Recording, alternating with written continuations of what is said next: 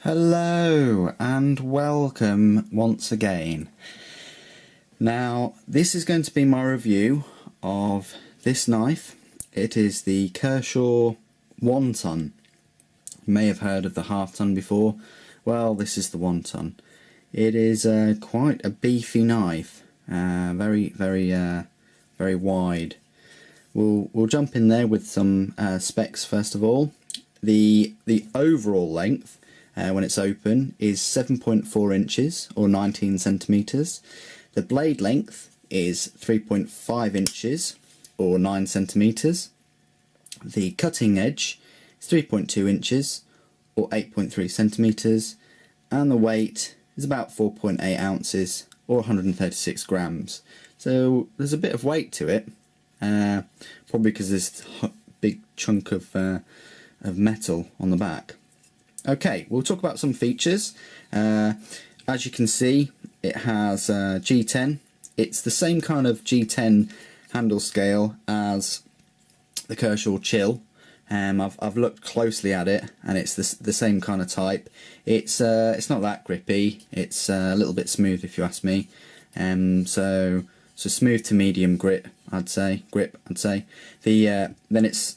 So that's half of the handle. The other half is just this stainless steel. Okay, and I think that's because it's a frame lock design. Okay, so talk about the pocket clip. It's quite a long pocket clip. It rides not that deep in the pocket, but it's quite long, and it's quite decent really. So that's that. It does give you options for tip up or tip down carry, but nothing on the front. Okay, the deployment, as you can see, it's difficult to flick it with your middle finger. I mean, primarily I would just use a thumb stud. I mean, you can flick it with the thumb stud without much of an issue. But yeah, it's ambidextrous thumb studs, so no flipper on this one. It's you can shake it out. I've tried it. The blade is it's quite thick. You can do that, but do that at your risk. I say that because it's a frame lock, and there's no what you'd call a hyperextension kind of bar or lock to stop the actual frame bar, overextending after continuous use.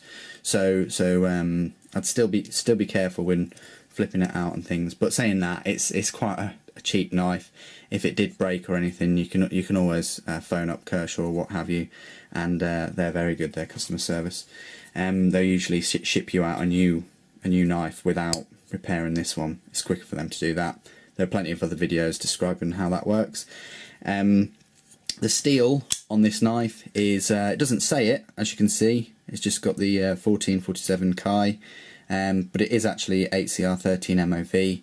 I found that out. It's the same steel as the Kershaw Chill, and the same steel as the Spyderco's Tenacious for that matter. It looks different because they do treat it. I think it's like kind of a bead blasted. It's got this swedge kind of design, quite chunky. As you can probably tell, it doesn't come that sharp, so you probably need to touch it up.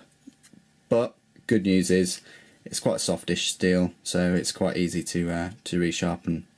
It is made in China. Obviously reflects the price.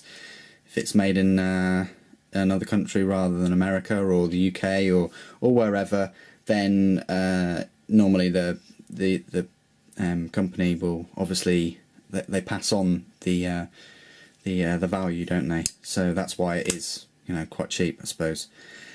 Now the ergonomics, it's quite comfortable for quite a wide knife. It's quite a thin. I say it's thin profile in height, but obviously the width is there, so that means it's quite chunky, and that the height of it it's not really an issue, but it's quite comfortable in the hand. It does have some jimping that's been cut out on the top of the spine of the handle there, but nothing on the actual blade. One thing to note is because it's a frame lock, obviously if you've got your index finger there and you try and choke up on it a bit, your index finger will catch on the other part of the, the scale, the handle scale, and it could dig in, be quite uncomfortable. That's just a minor niggle. Obviously you can always adjust your grip and move your fingers down. But yeah, I think that's quite comfortable. Of course, it's not legal to carry here in the UK because it is a locking blade, and it's quite an intimidating one at that. We'll just do some comparison shots then. So that's the Kershaw One Ton of the same price with a different lock, same steel, and is the Kershaw Chill, but it's a different deployment mechanism. It's a flipper rather than thumb stud. It's Kershaw Chill, so that's how it compares with that. A bit more of an upgrade is the Kershaw Skyline with better steel, undoubtedly, and more comfortable. It rides somewhere in between them in terms of deployment and comfortability and things like that. So that's that. Just for a size comparison. Again, always have the Spyderco Tenacious somewhere. So that's how it looks next to that, and the Spyderco UK PK. Okay, I mean it's not a direct comparison. Obviously, this One Ton is cheaper, nearly half the price, but that gives you some kind of idea of the sizes we're looking at here. Okay, they're actually very, very similar sizes, same steel, but that's just purely for size comparisons. Okay, so there we have it. The price of one of these is about £23 here, which is the same as the Kershaw Chill. So it's really a matter of girth versus length, really, and your deployment, your method of deployment. I think it's quite a decent knife for the money. I mean, you are getting okay blade steel, quite soft, but it's you can practice your sharpening skills.